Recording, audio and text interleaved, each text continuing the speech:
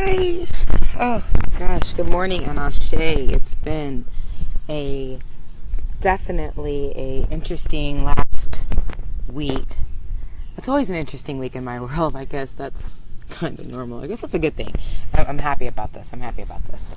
So that's a good thing to have. I wanted to find a better way to pay homage to this day besides sitting around in my room being depressed, which is kind of something that I used to do, because it's easy to get wrapped up in days that have a particular memory or something associated to them. But a lot of folks have asked for this story particularly, and it's one that needs to be told.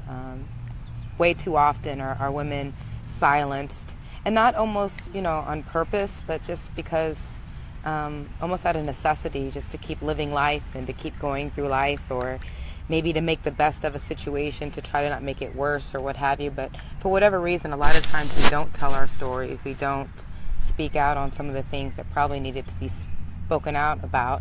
So I wanted to use my yoga platform today to really kind of begin to tell some of the story about why yoga is so important to me, why finding time and space is so important to me, and how I got to this point, and on this day particularly, how my past has accumulated up to this point of me being here.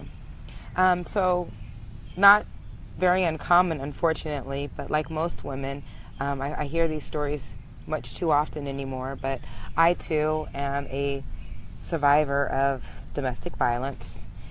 Even sometimes saying that out loud, it's kind of weird, because I really don't like to claim victim roles, but that's what it was, right? So May 9th, 2014 is some of you may have caught in my status earlier this morning. I died 3 times on a table. And then, even then, wasn't expected to have a very successful recovery, or at least not to the extent that I did. But before I even get to that actual story, because, obviously there were a lot of things that led up to that, I have to kind of almost backtrack, because this wasn't my first domestic violent relationship. And the more women that I talk to, and the more women whose stories I've had the benefit of getting to hear and help heal from, a lot of us have that in common, that we found ourselves in these relationships repeatedly, despite the fact that, of course, everyone says, oh, that will never be me. I can never do that. I would never go for that. You don't really, it's not like something you just walk into and knowingly. It's like all of a sudden here you are faced to make this decision that you really never really wanted to make. You don't want to have to make that choice. So it's definitely not something you walk kindly into. But I was married to my second and third children's father for a while, and that was my first abusive relationship. And it started, like most of them do, very verbally, and there was a huge age gap there. I was pretty young, 17, and I think he was like 23, 24 at the time. Yeah, something like that. So there was an age gap there, and as many might can tell, little yellow hair got a little bit of a tongue on her, so I was known to talk back a lot. That didn't go too well. I laugh about it now. It's not funny. But we were both very verbal. We were both pretty verbal. But he got frustrated with that, because I'm a little probably better at that game than most people. So it escalated. I noticed that with men, they don't somehow, I don't know, maybe they just have trouble getting stuff out, but with words, like I can push buttons a little bit too well sometimes. Not to say that was warranted. I'm just looking back now on how stuff went. But I was young, And he really convinced me. I was kind of big. Okay, I was really big. I got preeclampsia with my first baby. A lot of people don't know this. In fact, I got kind of chastised in this group conversation the other day because I was speaking about health and speaking, people assume that just because I look a certain way means I always did. And that's not the case. I got really sick when I got pregnant with my first baby, and I gained over 100 pounds. And when I had her, I was like 250, 60 pounds. Like, I was big, guys. So I had some self-esteem issues. I had 3 babies back to back, 98, 99, 2000. I love my babies, but they tore mama body up. So I had some self-esteem issues. So, my ex-husband convinced me that I had 3 kids. I'm 21. Ain't nobody gonna want me. I was kind of, made me feel like I was lucky that even he did, which obviously he really didn't. But, guys have a way of chopping you down so that you really don't go looking elsewhere or whatever, or have the self-esteem to even care or whatever. And it worked. It worked really well. And then I got a job in a club and I realized that, hey, I can still get attention. But not all attention is good attention. So that's where the other one comes in, who was a lot more abusive. My ex-husband, he whooped my ass a few times, but the next one really, there were several times that I remember thinking, as this one time he took me to this field. We had gotten into a stupid argument. I don't even really remember what it was. Most of the time, we couldn't even remember what we were arguing about. But he took me to this field.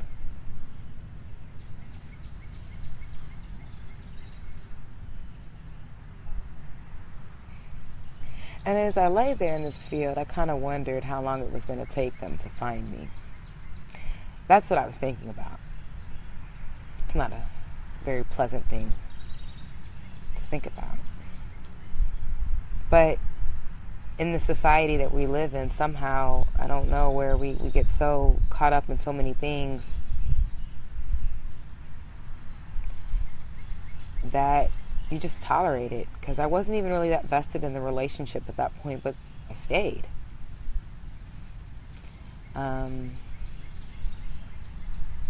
There's a lot of self-esteem issues there.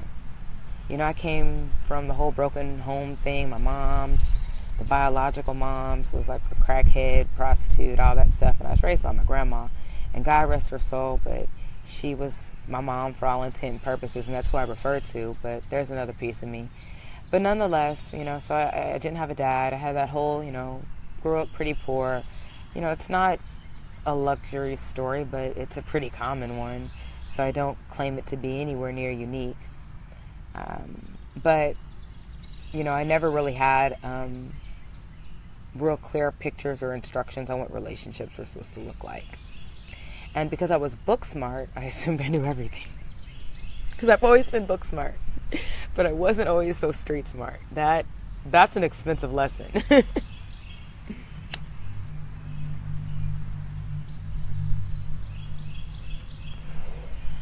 So, May 9th, 2014. Honestly, it wasn't like the worst beating I'd ever had. He was mad that day because I was like such the overachiever. And in college, I was like in my junior year of college. I was double majoring, triple minoring. I had like a 3.8 GPA. I was taking 19 credit hours. I was on the mock trial team. I was working on campus. I was living this life. Like, I had my own office on campus. I was the assistant scheduling coordinator. I was doing all this stuff. And I just knew that because these were all positive things, that it's all good, right? Well, I had 4 kids and a man at home, that I used school and work as kind of like my escape, because of everything that wasn't quite right everywhere else, or just because that's what I wanted to do, or depending on the day or the week or the semester. But I had real goals, and they weren't selfish. They really weren't. But I think to him, at least, it may have seemed that way. But I was really, I was going to school. I was getting ready to go to law school. I was trying to build something, and I was really good at it. I was really, really good at it. I'm not going to speak for another person, but I believe this individual, had maybe some insecurity issues, some jealousy issues, or what have you. But got really, really, really, really overprotective, and didn't like how much time I was spending at school, spending in study groups. Also, that was around the same time I call it getting bit by the revolutionary bug. I got conscious. So through that whole experience, now I'm working with this grassroots organization out here in the streets, trying to, fight the power, and really, we called it doing the work. We had a media group going, and we were just really trying to educate the masses and create our own message, and just trying to find a way to make change. And it was important to us. And we called it doing the work. And he used to get mad about that. Doing the work, you ain't getting paid. What work are you doing? But he wasn't working either. Mind you, half the time he was sitting at home playing video games and, running the streets doing God knows what. Maybe odd jobs here and there. But, real talk, nothing. Taking care of the kids, that's something. Let me not say that. That is something. I'm not ever going to take that away from anybody. That's something. But real talk, but the thing about it, the odd thing about it was all these extracurricular activities, I wanted it to be like a family thing, like a group couple thing, or, because that obviously this lifestyle, this conscious-minded, revolutionary type lifestyle, it's not something you just kind of go to a meeting and do once a week. That's not how it works. That's where part of the work happens, but the real work happens at home. So, of course, I'm coming home, showing him the documents we going over and the documentaries we watching, and trying to get him interested in, and I'm excited. I'm like gung-ho in this, and him, not so much.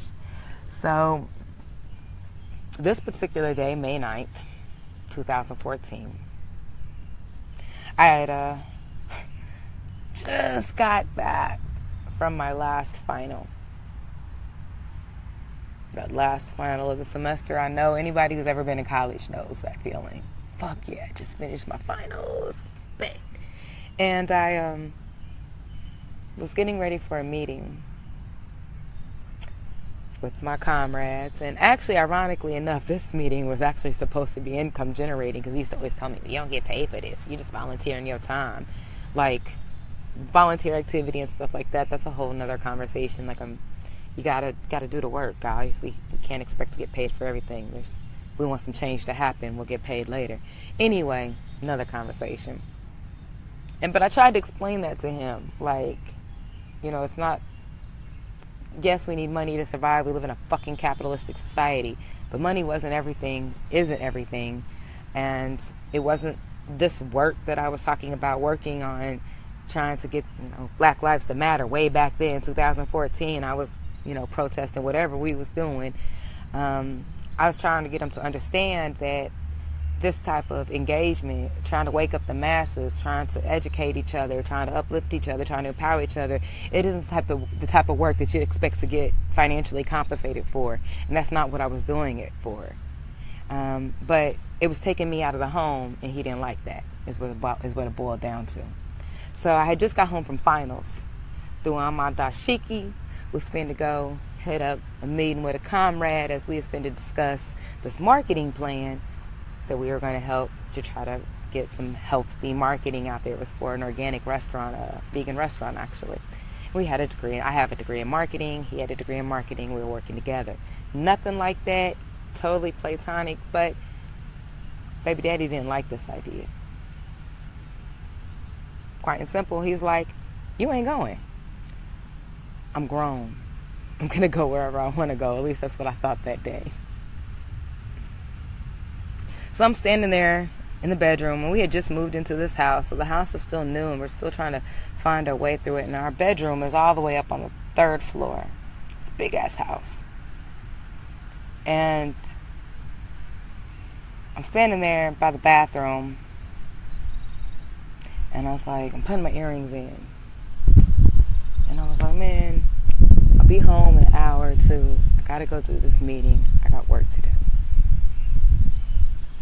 I don't remember a whole lot after that statement. I know I got bum rushed. I know my phone got taken from me and thrown across the room, because when it became time to call 911, part of what held us up was we couldn't find all the parts to my phone. But I really don't remember a lot.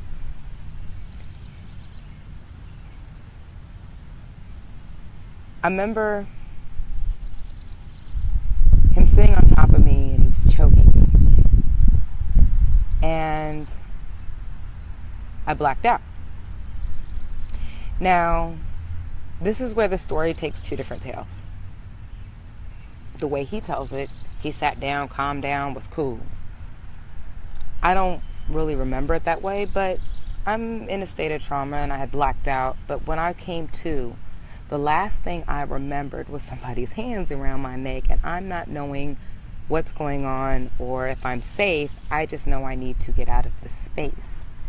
So the way this room was set up, I couldn't get to the door. It was a very long room and it was very far away, and he was between me and the door. So I went for the window. Mind you, if you remember, I'm on the 3rd floor. I don't know how that happened, but if that interrupted my video, sorry. My son is calling me, even though he knows I'm out here doing this. Anyway, I didn't know what I was going to do when I got to the window. My first hope was that somebody would be outside and perhaps I could just yell. But if worst case scenario, I was fully intending to jump out of this window. Because as I told his family member who asked me or says to me one day, well, the way he said it, you were the one who jumped out the window. How many of us have ever jumped out of a window? And that's what I said to her. I said, have you ever jumped out of a window? She says, well, no. I said, why? She said, I never had a reason to. There we have it. You have to have a really good reason to want to jump out of a 3rd-story window. So when I went to the window, I didn't have to jump out of it, because when I went crashing through the window, my arm got caught on it, and it hit the main artery. Well, it hit the main artery and the main nerve, but because it hit the main artery, blood just goes everywhere, like horror scene type shooting, and we both just kind of oh my god, this just happened. And so I'm just gushing blood now everywhere. And of course, like I said, he had thrown my phone, so now we have to find my phone to be able to call 911, which anyone who lives in the inner city knows how dependable 911 is. I mean, I'm not trying to throw shade at the wonderful EMT, paramedics, fire department staff. I know you're working with whatever resources that you have available. The 911 call takers, I know it's not your fault that we have to sit on hold 10 minutes. I would rather point fingers at, I don't know, our mayor or, somebody like that who's probably more responsible for the allocation of funds or the misallocation of funds or whatever is fucking happening in this corrupt-ass city. So big ups to anyone who works in the emergency world field. That is a very needed and stressful job. So I would never want to imply that I think they're subpar, but I would imply that my city budget council is completely subpar. So there you have that. But nonetheless, so I'm calling 911, and I'm bleeding out really fast. God, I don't wish that on anyone. Like, there's a few times inside of this very relationship where I legitimately knew I was going to die.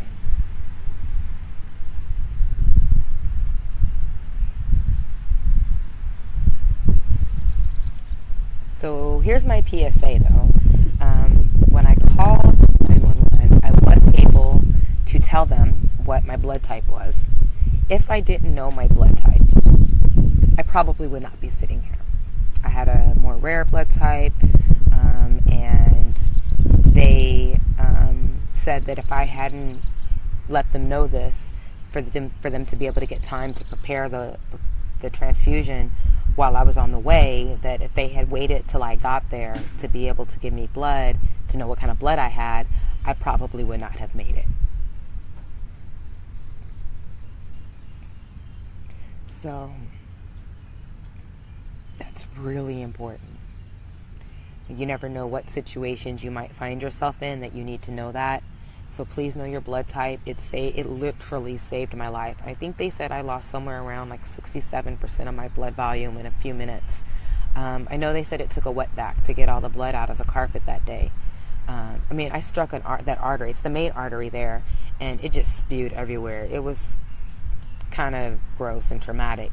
But if I hadn't been able to tell EMT what my blood type was so that they could alert the hospital, I wouldn't be here.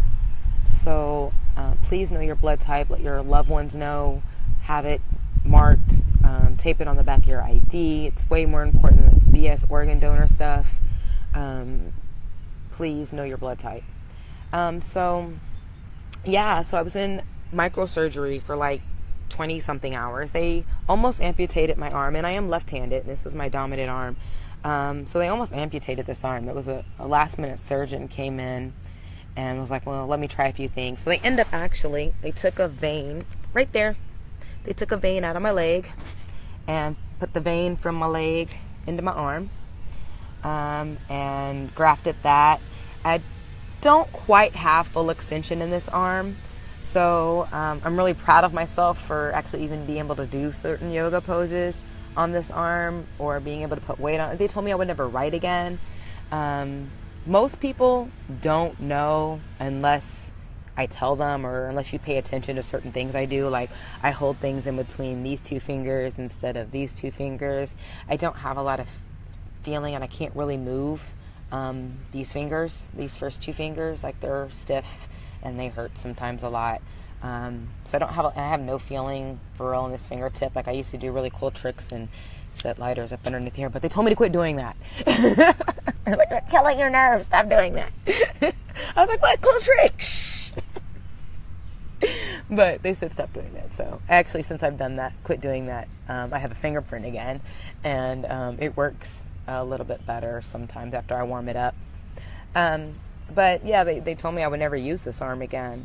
So, and here I was with 4 kids. I was a junior in college, trying to figure out life again. Now I'm homeless. I was staying in a homeless shelter for a while. I told my kids it was summer camp. I don't know if they to this day know that wasn't, well, they know now, but that wasn't summer camp. So yeah, that's the story. I rebuilt it all from there. Yoga, dance, art, being me, finding peace in that. That's how I made it through that. And it was rough. The next couple of years were bad, guys. I went through a lot of stuff. I don't talk about a lot of the negative stuff I went through, because it's in the past, so why? And I don't give energy to that type of stuff. But those who know me, and I'll write a book one day, and believe it or not, it's probably a story that needs to be told. But I went through, my ex-husband left me with a lot of really high bills, utilities. I went and left to Florida and left him with our house, and he just stayed there until all the bills got cut off. And then he lived there for several months with no heat, no water, no electricity, no nothing. So then when I came back from Florida, I was left to clean all that stuff up. And even though some of the stuff, I can show you this in my divorce decree, even though it says that he was supposed to pay this stuff, since the utility companies aren't party to the divorce, they don't give a fuck. They're just like, we want our money, you can sue him later. So that's kind of what I'm going to have to do, but, you know, whatever, it's not even worth it now. I took care of my babies. The people in my life who, you know, were important enough, that were real friends, they stuck around, they helped, they know who they are. You know, they don't need a whole lot of accolades. They know who they are. You know, I didn't do it alone, but I didn't have any family. So finding friends to have merit in you, it's a different struggle. But, you know, I want to say this to anyone, male, female, doesn't matter. Anyone can be in a violent situation, and it doesn't have to be just, you know, real overt, hardcore abuse. If you don't feel comfortable to be you in any situation, whether it's a relationship, a job, friendship, whatever, any situation where you don't feel comfortable to be you, that is your energy, your internal alarm system telling you that that's not for you. And it doesn't necessarily have to mean that it's bad. Like, you know, I think we don't want to necessarily prejudge or call people bad or things bad early on. I think we tend to ignore red flags because we say, oh, I don't want to prejudge. No, you have intuition for a reason. And just because something isn't for you doesn't necessarily mean it's bad. It just means it isn't for you. In this case, for me, it was bad. But nonetheless, there are other situations that we find ourselves in way more frequently that we tolerate things that you don't necessarily have to. If it doesn't allow you to be authentic to who you are, then stand on that. And you'll feel a lot better, and you'll find it easier to stand up for yourself in situations that are maybe a little bit more serious or a little bit more personal, such as your relationships. I know as a woman, especially coming out of my marriage, where this boy told me that, you know, had it in my head that, you know, because I was bigger and because I had 3 kids, nobody was going to want me and all these things. You know, we tend to let those things resonate in our minds so that we accept things that we typically wouldn't accept. We ignore red flags early on and say, well, you know, maybe, you know, they'll grow out of it, or that really wasn't what it was, or, you know, whatever it is. We rush into situations, we rush into relationships to try to fill a void. And because we're in a relationship, or because we've created this, we've vested some type of interest, we're more obligated now to work through things that we maybe before probably shouldn't have. If we would have just maybe slowed down, taken the time to understand that you don't have to settle for those things. You don't have to, you can be okay, you can be great actually, and you don't have to be worried about running out of time or not having someone or being lonely. All those things, the weight that they have changes when you have a true sense of self and you're okay with being you. So take that time and space. That's what yoga does for me. It doesn't necessarily have to be yoga for you. You know, and it's not just yoga for me. I honor myself and I'm true to who I am in a lot of different ways, whether it be dance or being artistic or taking a walk in the woods or writing a poem or coloring in my coloring book or whatever. Don't stray away from taking time for yourself, and individuals around you that don't want you to, or try to talk you out of that, or penalize you, or make you feel guilty or anything for wanting to take time to yourself, get rid of them. Remove yourself from any situation that you cannot be your authentic self in. It's not for you. And know that there are situations that are for you. And you have to get rid of stuff to make room for new stuff. Just like, you know, I tell myself that all the time as I go through my closet. So, you know, that yoga even, like I tell you, there are so many parallels that I find on my mat that carry over into life. And one of the things you learn in yoga is to let go of things that you're not using. Let go of anything that doesn't serve a purpose. And know that when you let go of things, you're only making room for better things to come. You know, it was hard to leave. I mean, it was so, I mean, obviously it took me going, almost jumping out of a window, and gushing blood everywhere. And honestly enough, not too many people know this. Oh my God, I can't believe I'm going to say this. Because domestic violence gets in your head. It gets in your head so much.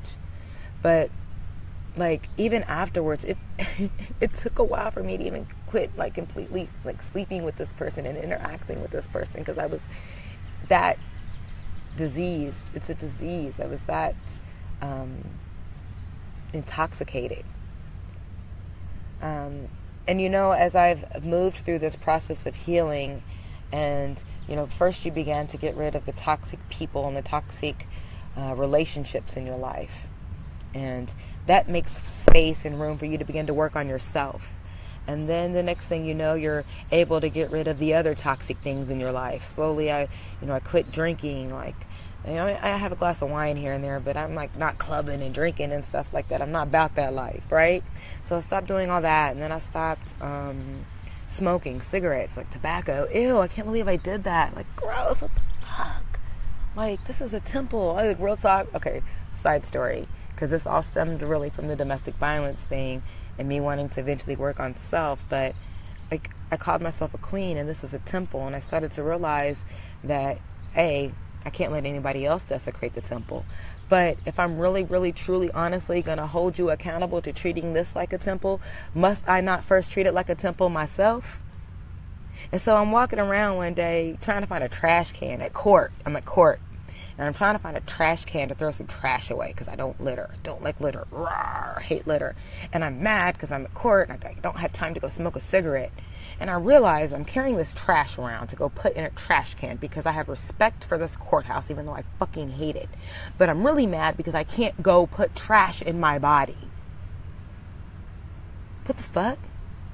Like, I'm mad because I can't find a trash can to throw away trash because I need time to go put trash in my body. And this is supposed to be a temple, and I want other people to call me a queen and treat me as a queen and respect the temple, but I don't even respect the temple. The fuck? So yeah, that's why I quit smoking. Like, I can't, it's like, I said to myself, I said, you would even walk into your worst enemy's house or a church or a court or places that I typically despise, and you have more respect for those places, and you don't go in there and throw trash and poison and stuff all over the place. Why would you do it to yourself? So that's what I said. It came with smoking, but then I said the same thing about food. Why would I do the same thing to myself? Like, we expect others to treat us a certain way, but do you really treat yourself that way? Like, this is a temple. I treat it like a temple. So will you. But this all came after this whole domestic violence thing, because I was so torn that I had to find ways to build myself up.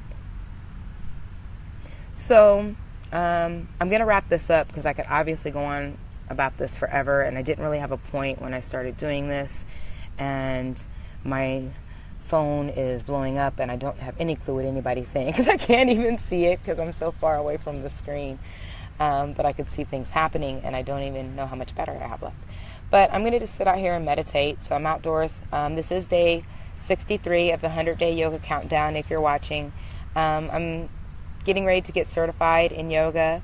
That is my dream, to be able to empower others, to have time, energy, and space to honor themselves, and hope that they too will see the ripple effect that causes in other areas of their life.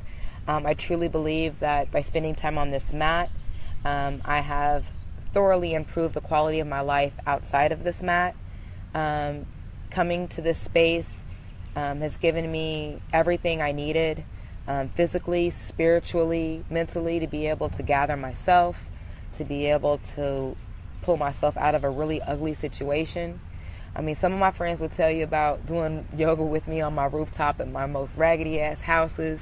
Like, you know, this has been a long works coming. It wasn't until Nella Yoga, big shout out to Nella Yoga on 5504 Troost. If you haven't been there, please do support Black business, not just mine, all of them. That's my yoga home. That's kind of where I really honed in on this and began to make this a reality, where I realized that this is what I really wanted to do. I'll talk a little bit more about that when I actually can get Chanel. She's so busy because she's so awesome, but I want to get her and another yogi together so we can kind of talk about the real definition of a yogi and the paths that we're all walking and how we are hoping to inspire the community. So this has been a really long drawn out talk, but I felt like it needed to happen. So thank you to all that have shared any space, energy, love, likes, all that. I love social media for that because that's real energy, yo. So, that's real talk. That's energy. And so I feel all that and I appreciate it. And I truly hope that someone can maybe not have to go through what some of us have already went through. Again, whatever relationships you're in, whatever kind of job, personal, friendship, any situationship that you're in that you're not able to be your authentic self, please find a way to get out of that relationship. Reach out to someone you trust. It can be your best friend or maybe sometimes a complete stranger. If you don't know where resources are in your community, please inbox me. Even if I'm not from your city, I'm pretty good at looking up stuff. Maybe sometimes it's scary to get out. They go through your internet history. Maybe you don't know how to, get around somebody not knowing what you're doing all the time. Please find a way to reach out. I'll do the research for you. There are resources in every city that I can possibly imagine. Please don't go through this alone. Don't think that you're alone. I hope that if you are able to spend some time on a mat, that you can. I love yoga for this, for releasing.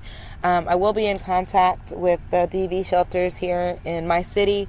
I'll be offering free classes to anyone that's currently staying in a transitional home or a domestic violence shelter. That's kind of been one of my missions that I said from day one when I started teaching. That's how I was going to give back. So if you know anyone in that situation and they would like some more information on how to get in touch with me, please put them in contact with me so that I can see that I can at least remove the obstacle of cost from them to be able to have some time in this space. I'm going to sign off now. I love and appreciate each and every single one of you. Please be true to yourselves and true to each other. I'm going to do some yoga out here now. It's beautiful outside in KC. So if you can spend some time outside, and definitely do so. It's beautiful. Namaste and Ashe. I love you.